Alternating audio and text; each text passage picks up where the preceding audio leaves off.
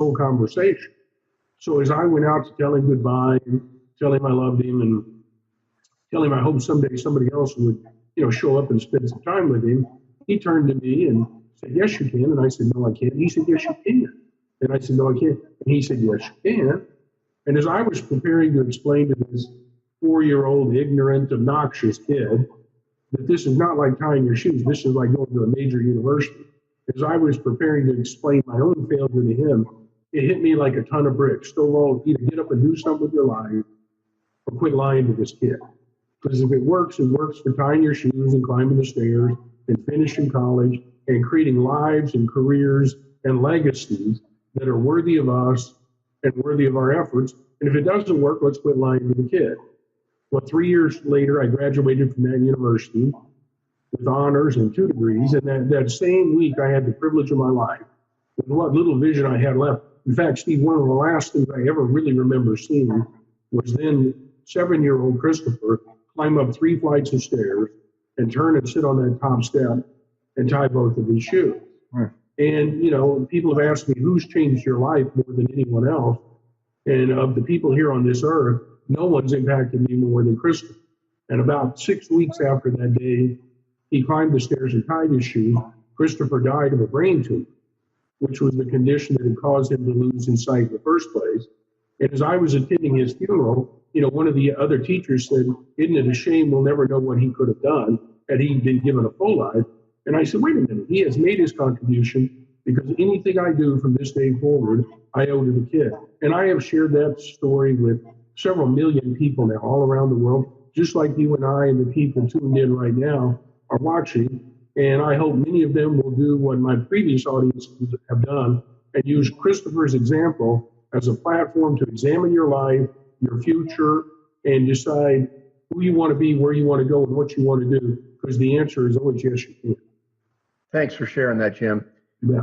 I've watched it more times than I can tell you, and I've turned more people onto it, and everybody has the same reaction, and that's very special that you shared that just now. I've got a quote here that I picked up that's from you. You change your life when you change your mind.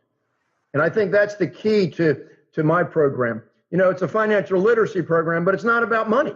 I can teach anybody in the world the concepts of budgeting and how to watch what they're doing and how to look at it. But if they don't know their purpose and they're not focused on who they are and what they want out of life, they're going to spend it on the wrong thing anyway. So if you could share anything that you like that goes behind you change your life when you change your mind. Well, money's just a tool. I remember when I changed my mind. I had gotten out of college. I was losing my sight. My wife and I would go to the grocery store every week, and I'd put all the money I had in my jeans pocket, and we'd count it up, and we'd go in, and as she bought things, put them in our little cart there, she'd put them in the calculator, and as soon as we had accounted for all that money, we would stop buying groceries. Well, one week, we miscalculated somehow, and we get up to the counter, and we didn't have enough money. So right there in front of the lady and our neighbors in line behind us and everybody else, Crystal had to go put a loaf of bread back because we couldn't afford it. And Steve, I stood right there in that checkout aisle at the grocery store, and I changed my mind. I said, I don't care what it takes. I don't know what it takes. I don't care what it takes. As long as it's legal, moral, and ethical, I'm not going to be poor anymore. I didn't know how I was going to get rich. I didn't know what was involved in it. But I decided right then, I'm not going to have this feeling ever again. And that was the beginning. And knowledge is not the beginning. The hunger for knowledge is the beginning. Change is not the beginning. The decision to change is the beginning. And once you've made that decision, then you can find all the information you want and you can apply it in your life. But until you've made the decision to change, more information won't get you anywhere. But once you've decided to change and you're sick and tired of being sick and tired and you don't want to be broke anymore, that's when you begin to start creating wealth. And wealth is not just about you getting more stuff. It's about doing the things that matter in your life. It's about helping those that you care about and making a difference for causes that are important to you around the world. Jim, you've given so much to so many people and you've partnered with a lot of people. And one of the first books that I read when I looked at all the books you've read, it's called The Ultimate Financial Plan, Balancing Your Money and Life. And it's co-authored with a gentleman named Jim Stovall. Mm-hmm. And so I'm showing the cover of that right now. Now, and I read that book and I underlined so many things in it, but your whole philosophy or your whole concept is about knowing yourself and doing the things that matter. And when you came out with the Ultimate Gift series, and I'm going to hold the cover of that right there, the Ultimate Gift, the first one, I've watched these movies, and these are the most wholesome, real value movies that I've ever seen.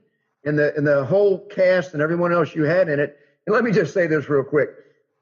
I'm a Stan Lee Marvel Comics fan, and he just passed this year, and what a man. But he had a trademark in every one of those Marvel movies that he shows up in the movie somewhere, just a little cameo. Yeah. Jim, in the first two movies, the three in the series are The Ultimate Gift, The Ultimate Life, and The Ultimate Legacy. And you are a chauffeur driver in the first two movies, just a cameo scene. Right.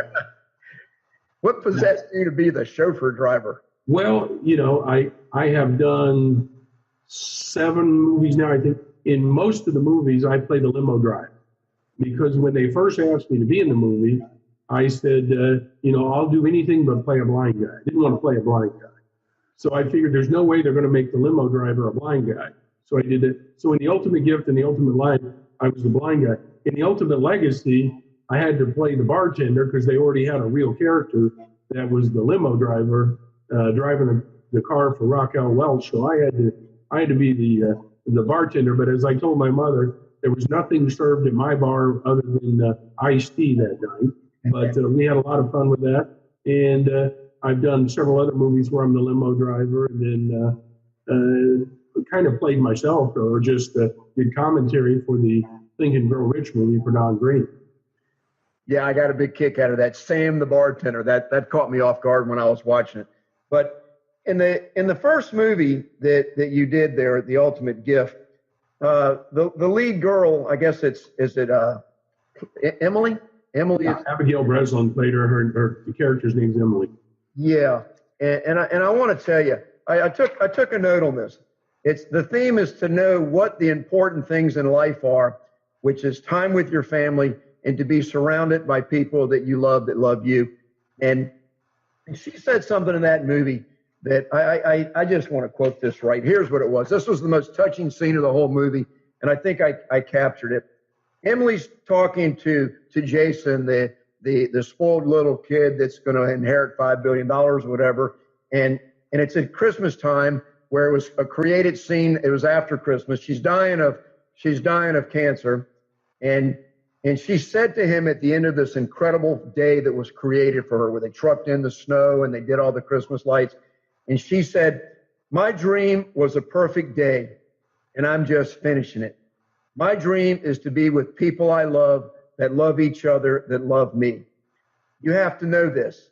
Even if you don't have a dream of your own, you gave me mine that counts for something. Well, Jim, I think that kind of sums it all up in my mind of doing for others. And I'm just enjoying so much that I know you, because you're a very accomplished person. But it's not that, you've got the success, you've written 40-some books, you've got a narrative television network for blind people. It's what you know, your wisdom for winners. I'm fascinated by how you create so much, how you put so much wisdom out that you share with people. It's such a gift, Jim. It's such a gift. Well, great lessons come from hard knocks in life. And a lot of people watching us right now have been there. I mean, I always tell people the whole world's praying for a great idea. The only thing you got to do to have a great idea is go through your daily routine, wait for something bad to happen, and ask, how could I have avoided that? And the answer to that question is a great idea. And the only thing you got to do to have a great business is ask one more question. How can I help other people avoid that problem? And, the world will give you fame, fortune, acclaim, legacy, anything you ever wanted, if you'll just care about somebody else and help solve their problem. And, that's how the economy works. That's how the universe works. Jim, in the ultimate gift, that's such an important work. You talked about 12 gifts. And again, I have a parallel with my foundation, because my foundation's to get rid of the stress that's caused by money by thinking and planning ahead, so that when the suddenlies in life happen, the things that are going to come at you, accident, layoff, divorce, disease, whatever, that you'll be able to face things with acceptance and know that it's just a temporary setback. But I'm just going to read the list very quickly of what the 12 gifts are, and then I'll let you tell what the ultimate gift is, if that's okay. The gift of work, the gift of money, the gift of friends, the gift of learning, the gift of problems, the gift of family, the gift of laughter, the gift of dreams, the gift of giving, the gift of gratitude, the gift of a day, and the gift of love. And that all leads up to where, if a person understands these and can embrace these gifts, it leads them into the ultimate gift. And would you speak to that, please? Yeah, the ultimate gift in life comes out of knowing that our purpose in life is to find our own gift. And we discover meaning when we give that gift away. And any gift that you receive should be a part of you giving away. And that opens up space for you to receive more and give more. And so the ultimate gift is to learn that we are all a gift. And when we receive gifts, then we should make sure our lives are a gift for someone else. And, we should be giving that away. And it's all about that. And, every dollar we get in this life, some of it we should spend, some of it we should save, and some of it we should give away, every dollar. And we should do the same with our time. Some of it we should work for money, others we should enjoy, and some of it we should work and share and volunteer to make a difference for other people. So our time and our money is what we have here, and the ultimate gift is being able to take those things and our talent and give it away to serve others. Thank you for that. Thank you. So, Jim, Don Green is such an important influence in your life at the Napoleon Hill Foundation. And on his interview last week, it ended where I asked him to share with everyone listening what I know he does every single day when he wakes up in the morning. And I'm sure you probably know also that he gets up and he asks the Lord to tell him who he can help today. Yeah. That's such a beautiful thing. Well, with that sentiment in mind, with all of your wisdom that the world acknowledges that you do have, that you share, let's talk directly for a while here. Let's talk directly to returning citizens. And what I've envisioned by this 4-part series of inspirational, motivational people, and I'll challenge anybody in the world to match the 4 people that I put up on this series with anyone for the message, because the message is the same from each one of you. I want to talk directly. Imagine that people inside prisons throughout the country, prisons and jails, they have time. They have time. And Robin Kasarjian, she's the Lionheart Foundation and a book called Houses of Healing. And the concept is that you can use prison to be a house where you can heal. And it's all about knowing yourself and knowing what life's really about and so forth. Let's talk for a few minutes and share people that are going to be listening and watching this interview for years to come. And, you've helped me create my legacy. I've learned so much about legacy from your Ultimate Gift series and what we leave to the next generation and the next generation. But for me, this series that I'm doing, this interview that's being videoed right now, it's going to be long outliving me. It's going to be there long after I'm gone. And people that are watching it, I want them to have the desire after they hear whatever it is that we're sharing with them right now, that they want to get up and do something good with their lives. They want to go to the library, make a friend in a book, read one of your books, read a Napoleon Hill book, read whatever. But I want them to get up from where they're at in their bunks, wherever they are, and feel like I'm going to make that decision to change the world and move on with it. Well, we're all only one decision away from anything we want. And it all starts with that thing you and I talked about earlier. You change your life when you change your mind. And, all of us have messed up. Well, once you've messed up, if you don't give up, that's not where you have to end up. And you can change your life by changing your mind. And it all starts that quickly. And if not now, when? And if not you, who? And And